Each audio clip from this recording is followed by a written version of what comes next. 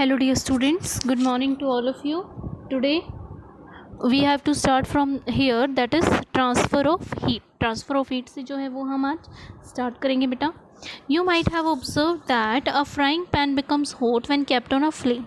It is because the heat passes from the flame to the utensil. Obvious सी बात है बेटा, आपने देखा होगा जब हम कोई भी पैन जो है वो रखते हैं गैस स्टोव के ऊपर तो वो कैसे हो जाता है, गर्म हो जाता है. क्यों? क्योंकि जो गैस से है हीट वो कहाँ पास हो जाती है, उस बर्तन के अंदर पास हो जाती है. When the pan is removed from the fire, वो slowly cool downs. और जब हम उसको हटा लेते हैं तो धीरे धीरे वो ठंडा हो जाता है. वो ठंडा क्यों होता है? क्योंकि जो हीट है वो पैन से जो है वो सराउंडिंग के अंदर, उसकी आसपास वाली जगह के अंदर जो है वो पास ऑन हो जाती है. So you can understand in both cases that heat flows from hotter object to the colder object. तो दोनों के अंदर ही बेटा हीट फ्लो की डायरेक्शन क्या होती है, हॉटर टू कोल्डर. ये आपको याद रखना है कि हीट ट्रांसफ़र कौन सी डायरेक्शन में होती है, हॉट से कोल्ड रीजन के ऊपर. Okay, next is Paheli ask, does it mean that heat will not be transferred if the temperature of the two objects is same? क्या इसका ये मतलब है कि अगर दो गर्म ऑब्जेक्ट्स हैं सेम तो क्या दोनों के अंदर हीट का ट्रांसफ़र नहीं होगा? In all the cases heat flows from hotter object to the colder object. How does heat flow? Let us investigate. अब इसको हम बेटा थोड़ा सा जो है वो एक्टिविटी के थ्रू समझेंगे.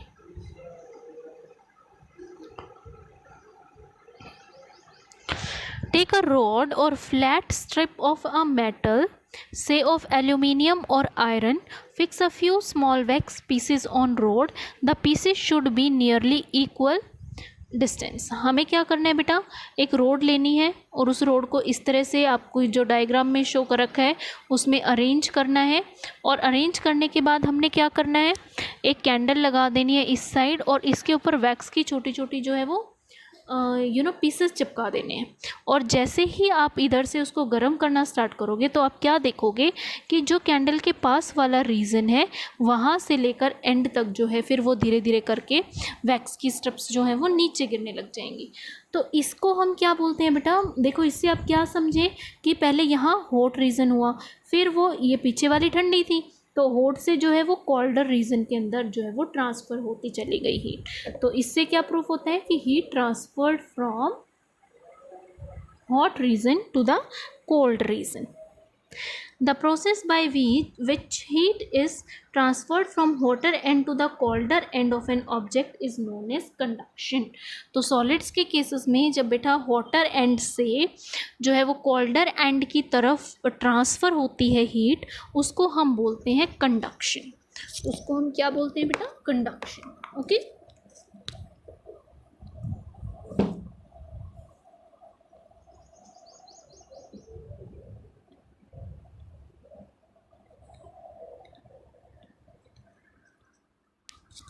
now in solids generally heat is transferred by the process of conduction. solid के अंदर किस तरह से ट्रांसफ़र होती है, by conduction. do all substances conduct heat easily? क्या सभी substances के अंदर से heat easily conduct हो जाती है? you must have observed that metallic pan for cooking has a plastic or wooden handle. can you lift a hot pan by holding it from the handle without getting hurt? Of course yes. जो हमारे बर्तन होते हैं बेटा उनके जो handles होते हैं वो लकड़ी के या फिर प्लास्टिक के बने हुए होते हैं, जो बिल्कुल चाहे कितना ही गर्म बर्तन है हम उनको ईजिली कैरी कर लेते हैं because they are poor conductors of heat and electricity. तो हीट के वो पुअर कंडक्टर्स होते हैं, डेट्स वाई हम उनको लिफ्ट अप कर लेते हैं. Next is activity 4.7. Heat water in a small pan or a beaker. Collect some articles such as steel spoon, plastic scale, pencil and divider. Dip one end of each of these articles in hot water. Wait for a few minutes.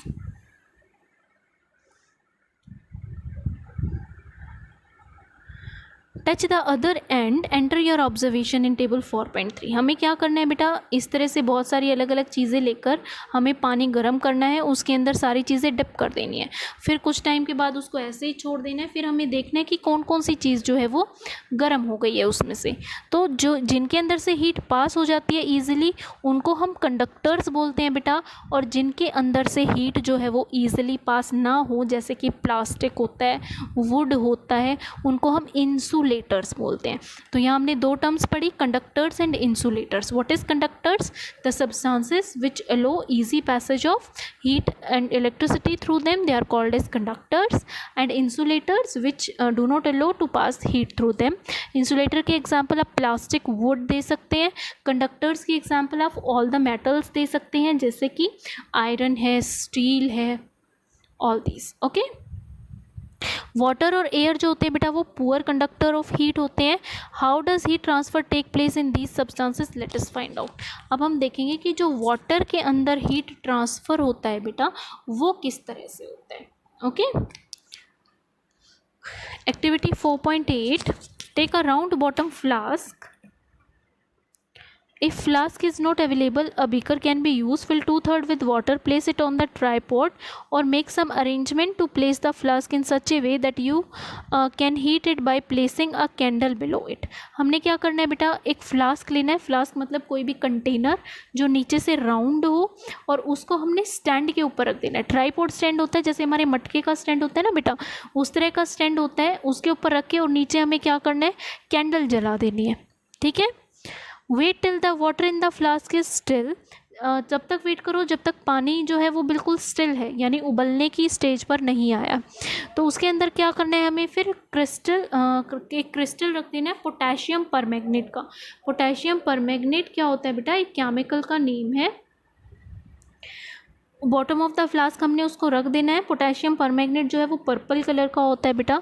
At the bottom of the flask gently using a straw, एक straw से use करके।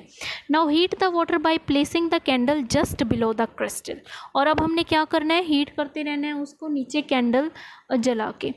तो पहले तो क्या होगा बेटा, क्योंकि वो पोटेशियम परमैंगनेट पर्पल कलर का होता है तो वो नीचे ही स्पॉट आपको दिखेगा बर्तन के नीचे, लेकिन जैसे ही पानी उबलना स्टार्ट होगा वो क्या होता चला जाएगा, पूरे बीकर में धीरे धीरे ऊपर की तरफ फैलना शुरू कर देगा। तो right your observation in your notebook and draw a picture of what you observe. When water is heated, the water near the flame gets hot. hot water rises up. जो गर्म पानी है बेटा वो ऊपर की तरफ जाता है, जैसे आप भाप देखते हो ना, भाप उड़ती है ऊपर की तरफ। तो जो हॉट वाटर होता है वो ऊपर की तरफ उड़ता है, राइजेस अप होता है, और कोल्ड वाटर फिर जो है साइड में से निकल के नीचे की तरफ आ जाता है। इसीलिए जो वाटर है वो सारा क्या हो जाएगा, हॉट हो जाएगा।